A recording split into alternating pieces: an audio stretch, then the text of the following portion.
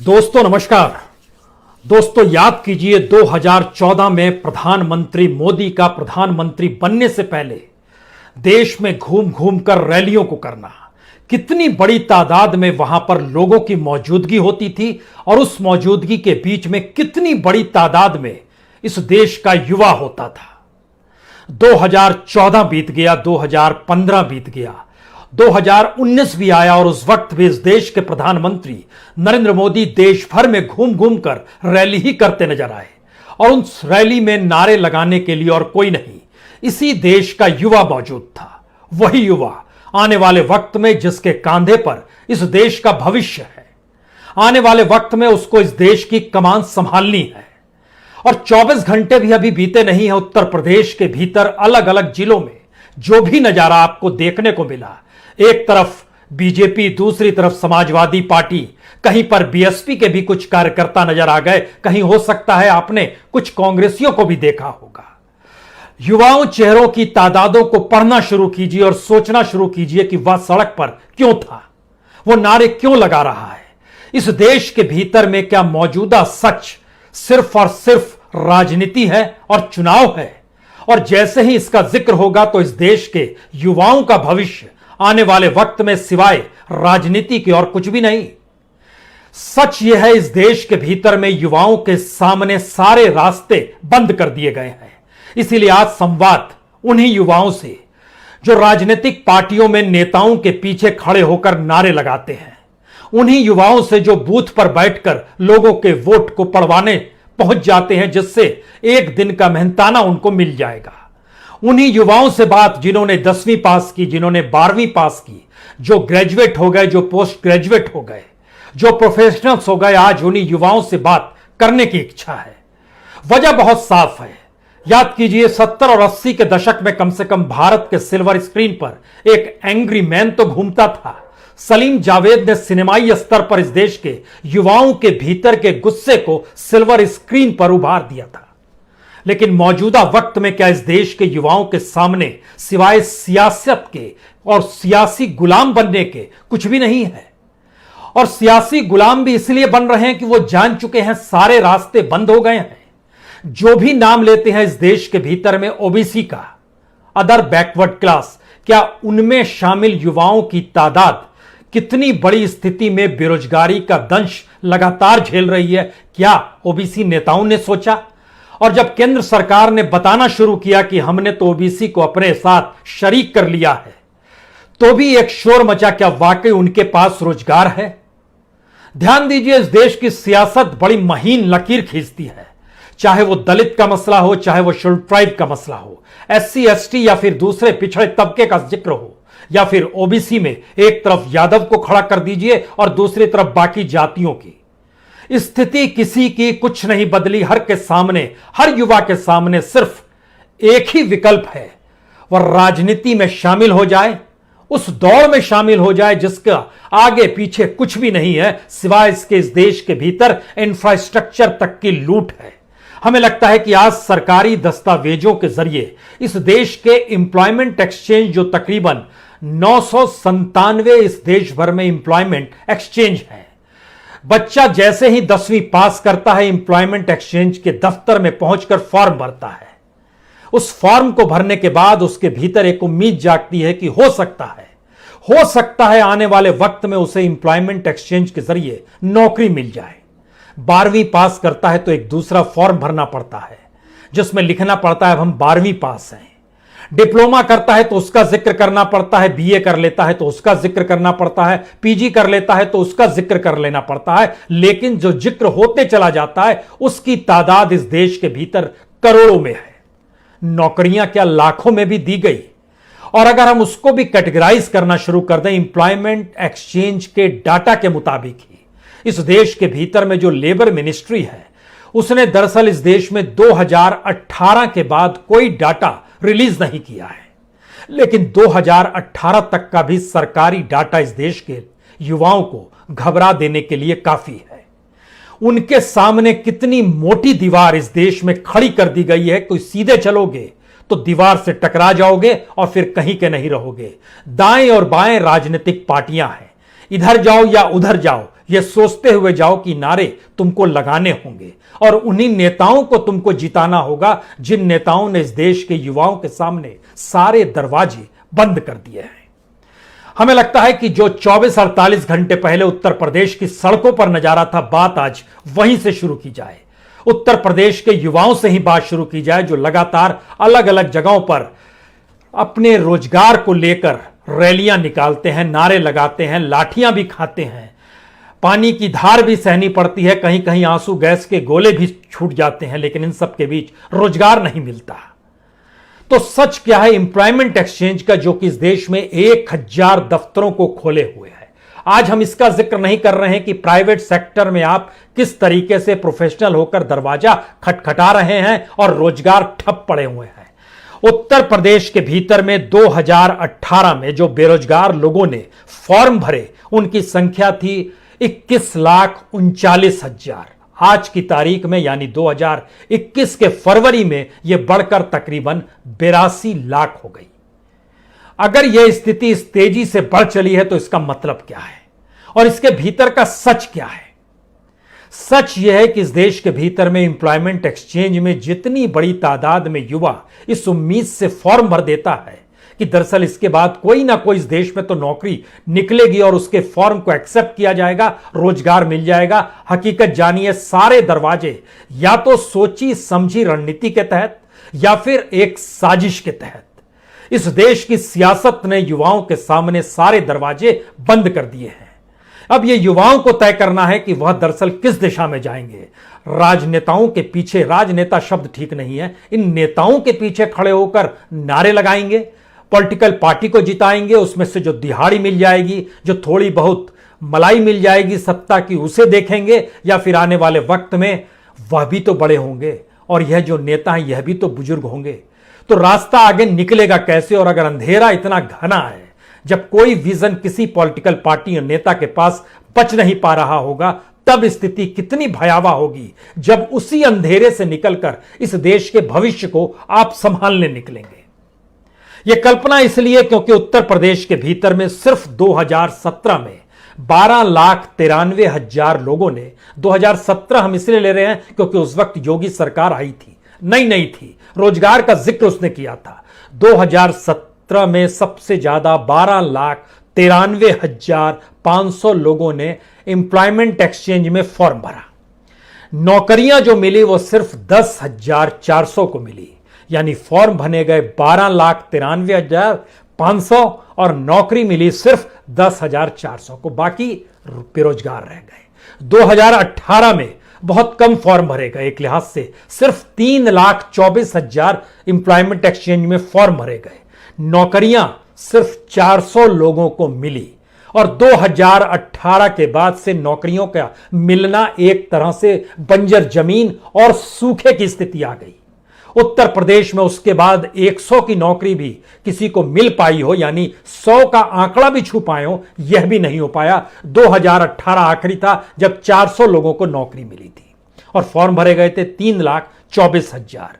हमें लगता है जिस अनुसूचित जाति का जिक्र है, जिस शेड्यूल क्लास का जिक्र है, जिस दलित समाज का जिक्र है, उसके भीतर का भी सच उत्तर प्रदेश में समझना चाहिए। वहां पर तकरीबन 54,200 लोगों ने फॉर्म भरे थे और नौकरियां मिली सिर्फ 30 लोगों को।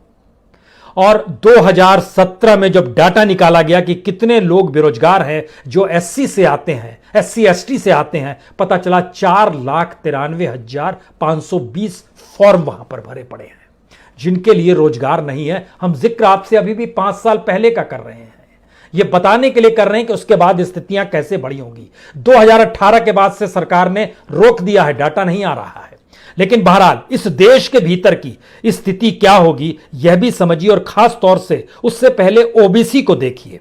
ओबीसी के बारे में 2016 में इस देश में कहा गया, जो अब देश के गृह मंत्री हैं और उस वक्त बीजेपी के अध्यक्ष हुआ करते थे, कि पहली बार इस देश को ओबीसी प्राइम मिनिस्टर मिला है।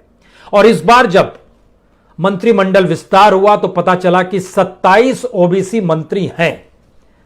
सबसे ज्यादा रोजगार ओबीसी जाति से जुड़े हुए लोगों को मंत्रिमंडल में जगह दी गई है।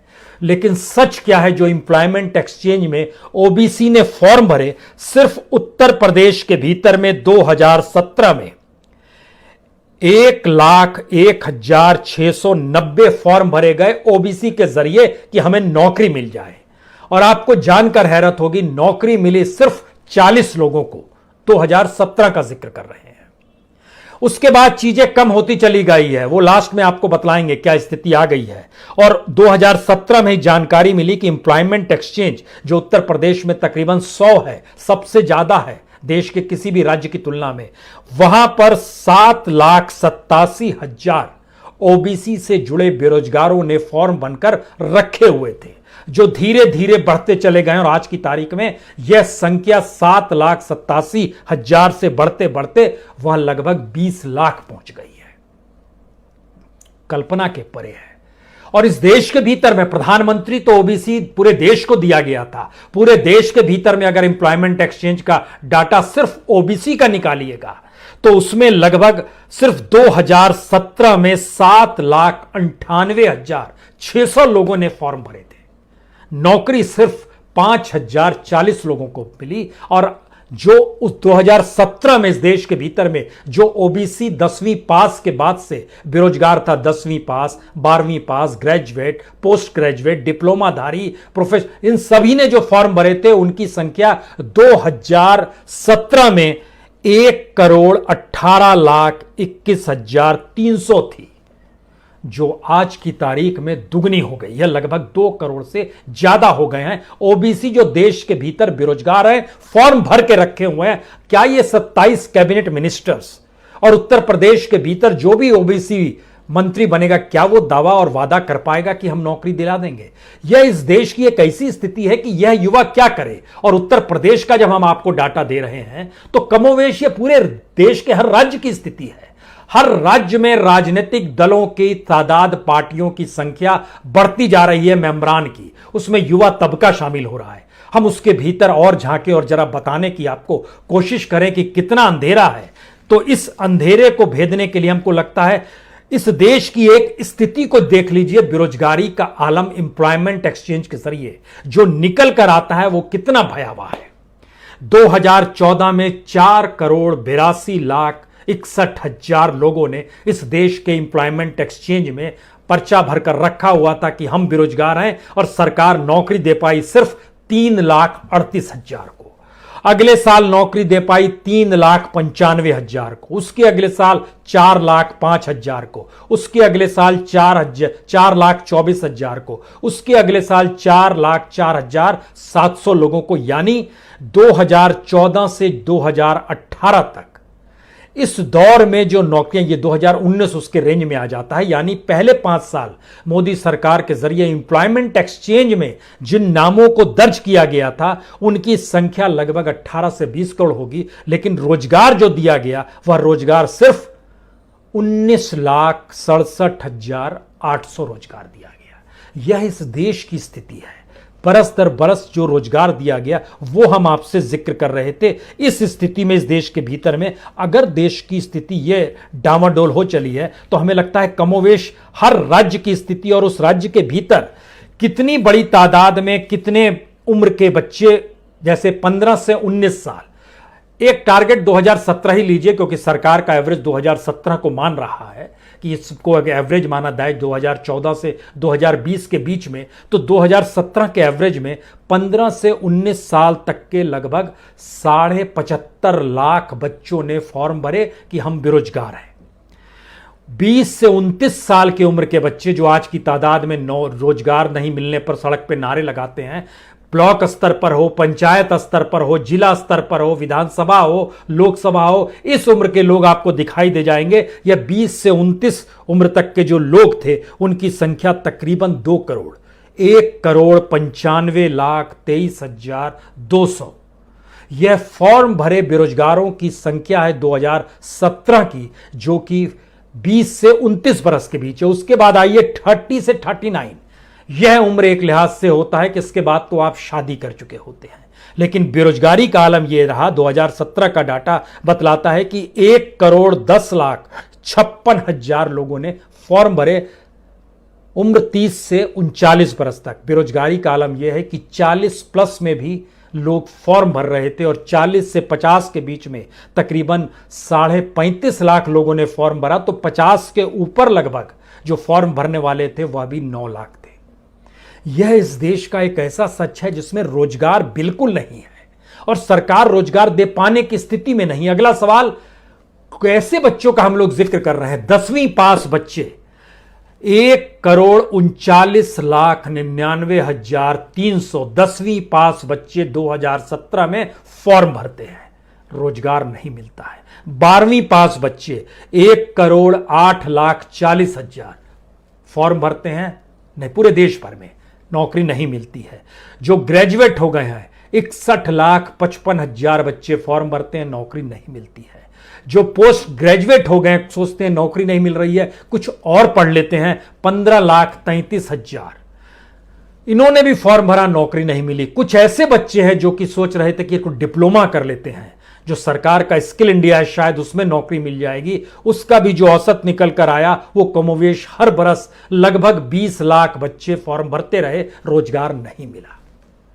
ये बच्चे कहां जाएंगे? उसी राजनीतिक दलों की भीड़ में शामिल होकर नारे लगाएंगे, एक दिन का 500 या 1000 रुपया, या फिर जिस तरीके से चुनाव के वक्त बूथ मैनेजमेंट करना पड़ता है उसमें जुड़ जाएंगे, 2000 से 5000 रुपया।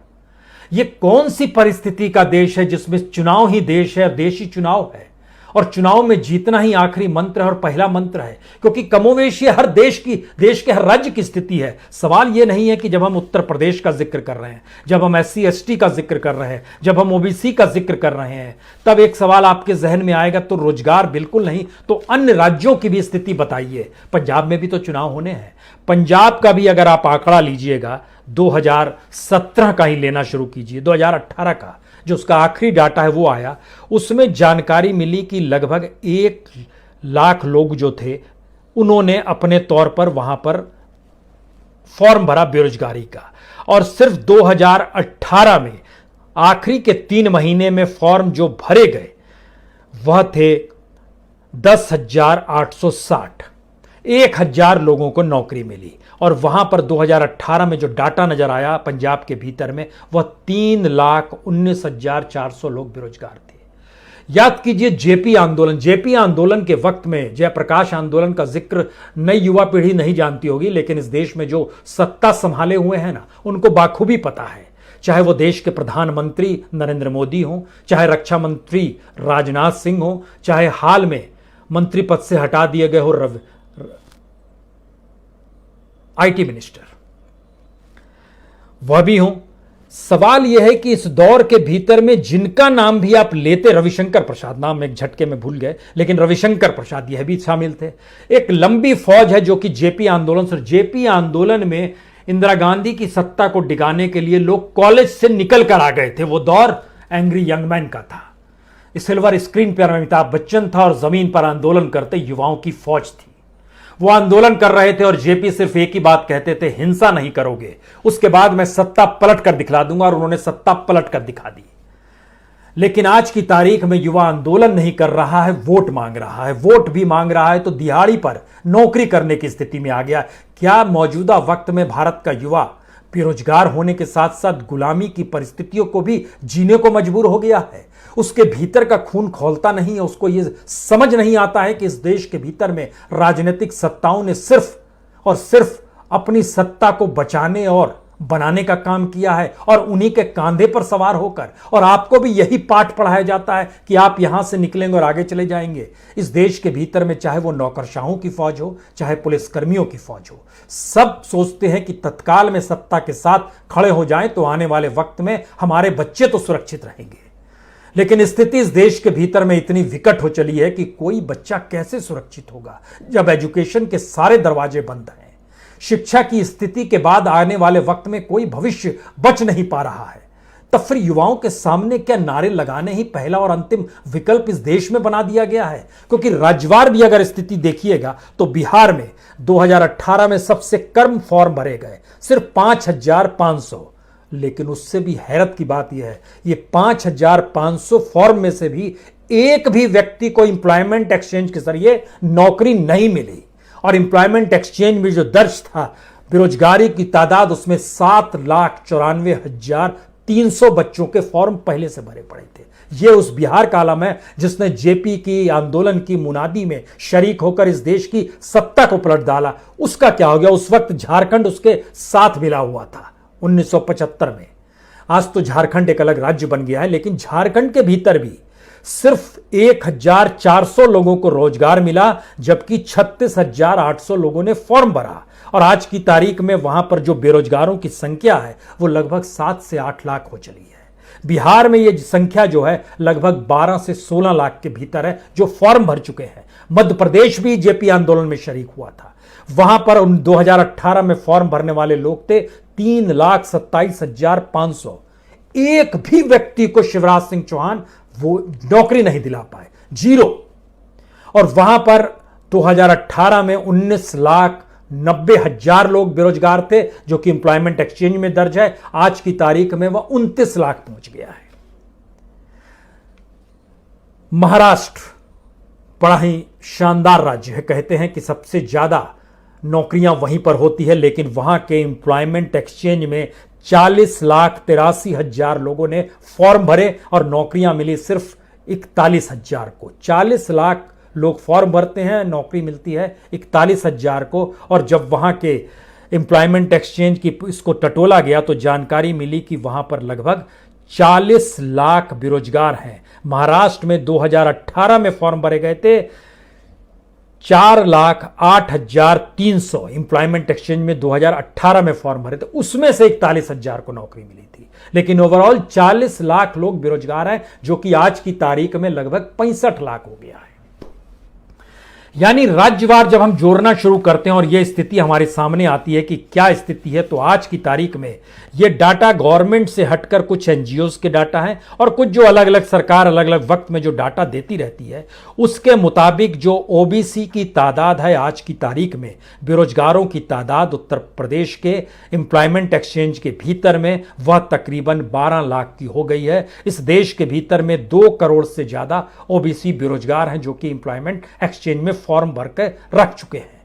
दलित, शेड्यूल कास्ट कहिए या SC ST कहिए, उन सबको मिला दीजिए तो उनकी संख्या इस देश के भीतर में सिर्फ उत्तर प्रदेश में आज की तारीख में उनकी संख्या लगभग 7 लाख है जो बेरोजगार हैं।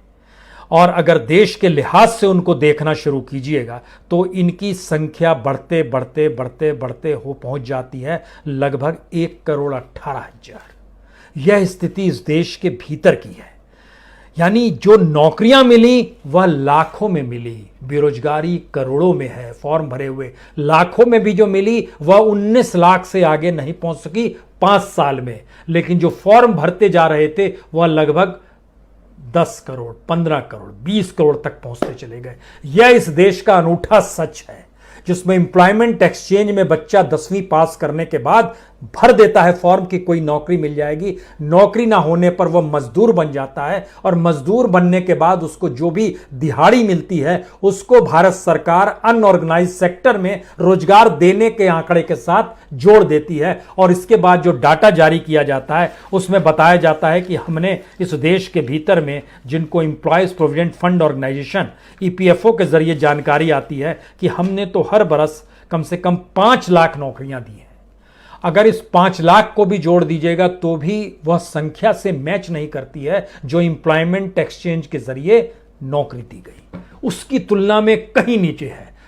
यानी इस देश के युवा के सामने सिवाय पॉलिटिकल पार्टी के कुछ नहीं बचा है। और इस देश की पॉलिटिकल पार्टी जो हर मुद्दे पर चूकती चली गई और इस देश को बदहाली और कंगाली के हालात में लाकर खड़ा कर दिया है, तो क्या किसी के पास कोई विजन नहीं है कि इस देश के युवाओं को ही वह सहेज ले और बता पाए कि रास्ता कैसे किस दिशा में जाएगा, या इस देश का युवा ही एक साथ एक मुश्त खड़ा होकर निकल जाए और यह तय करने लगे कि अब इस देश में जो भी पारंपरिक राजनीतिक दलों की उम्र जो भी बीते 10 वर्ष से ज्यादा है उनको उखाड़ फेंकना है और बिल्कुल नई स्थितियों को लाकर खड़े करना है। चाहे 543 निर्दलीय इस देश में चुन लिए जाएं लोकसभा के लिए, चाहे राज्यों की विधानसभा में यानी उत्तर प्रदेश में भी चाहे निर्दलीय को ही जिता दिया जाए, लेकिन किसी पॉलिटिकल पार्टी को नहीं जिताएंगे।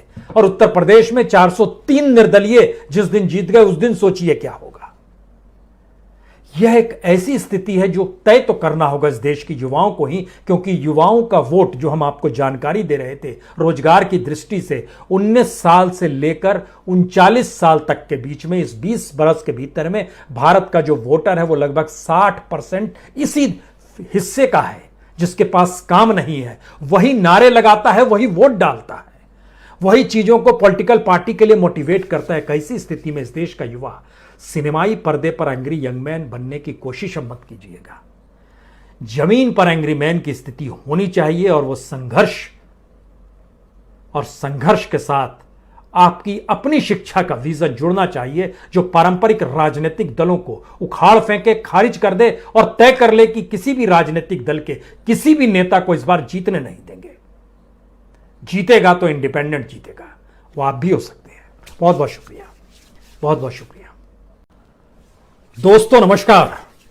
दोस्तों याद कीजिए 2014 में प्रधानमंत्री मोदी का प्रधानमंत्री बनने से पहले देश में घूम घूम कर रैलियों को करना, कितनी बड़ी तादाद में वहां पर लोगों की मौजूदगी होती थी और उस मौजूदगी के बीच में कितनी बड़ी तादाद में इस देश का युवा होता था। 2014 बीत गया, 2015 बीत गया, 2019 भी आया और उस वक्त भी इस देश के प्रधानमंत्री नरेंद्र मोदी देश भर में घूम घूम कर रैली ही करते नजर आए और उस रैली में नारे लगाने के लिए और कोई नहीं, इसी देश का युवा मौजूद था। वही युवा आने वाले वक्त में जिसके कांधे पर इस देश का भविष्य है, आने वाले वक्त में उसको इस देश की कमान संभालनी है।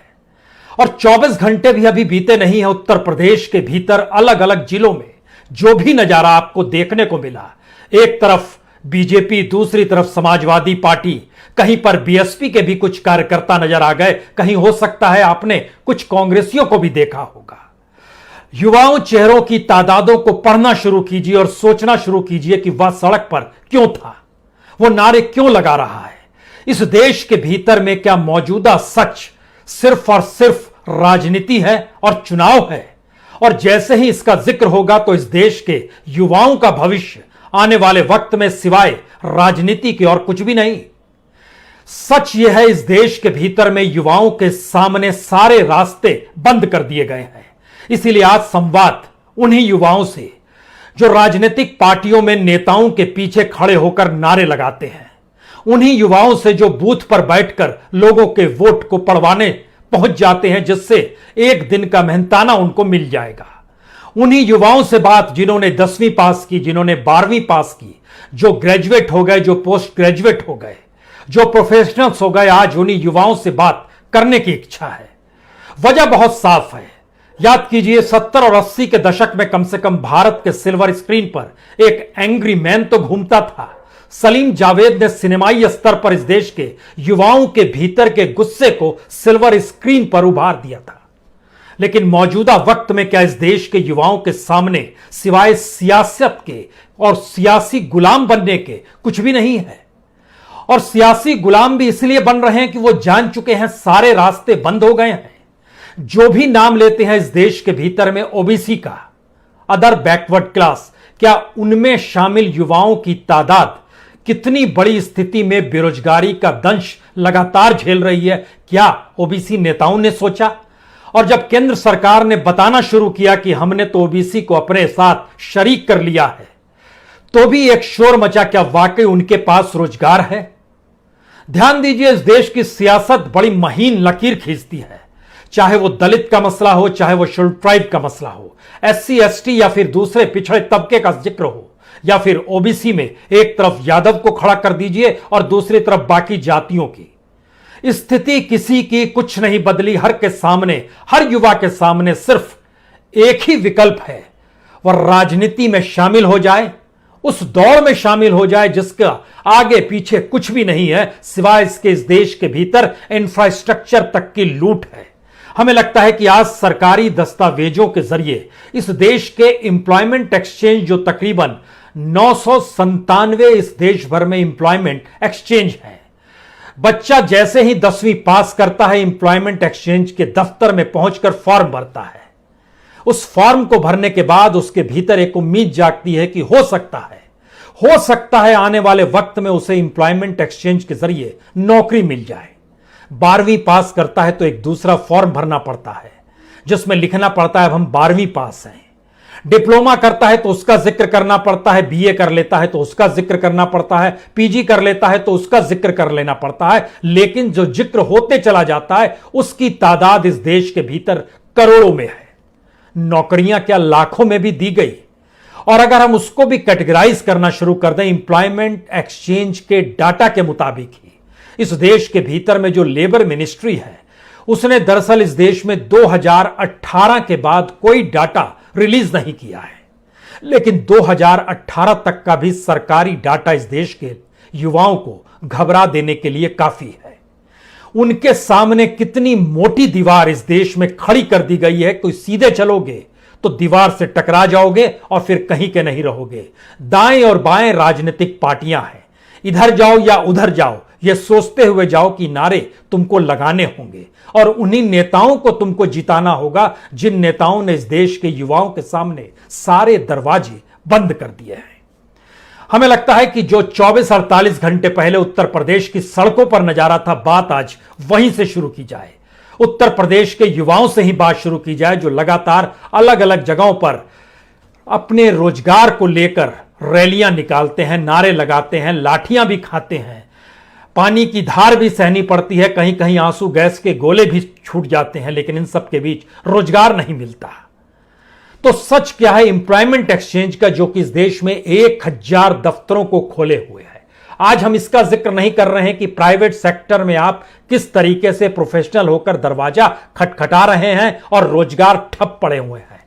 उत्तर प्रदेश के भीतर में 2018 में जो बेरोजगार लोगों ने फॉर्म भरे उनकी संख्या थी 21,39,000।